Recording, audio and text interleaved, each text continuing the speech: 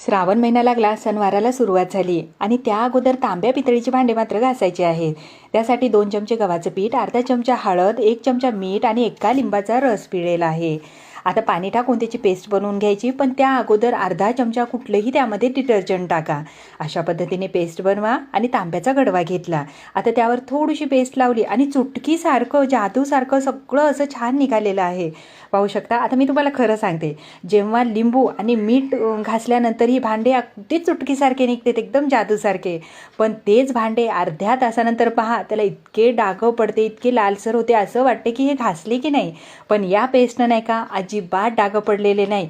खरंच खूपच छान आहे आणि हाताला सुद्धा इजा होत नाही. आणि एवढ्या पेस्टमध्ये खूप सारे भांडे स्वच्छ होते. तर सगळे छान धुतल्यानंतर त्याला अजून एकदा भांड्याचं लिक्विड, साबण जे वापरताना ते लावून अजून एकदा घासून घ्यायचे आणि कोरड्या कपड्याने पुसून घ्यायचे. आणि ऊन असेल ना तर उन्हाला ठेवा. आता हे कितीही दिवस राहिले ना तर त्याला डाग तर अजिबात पडणार नाही.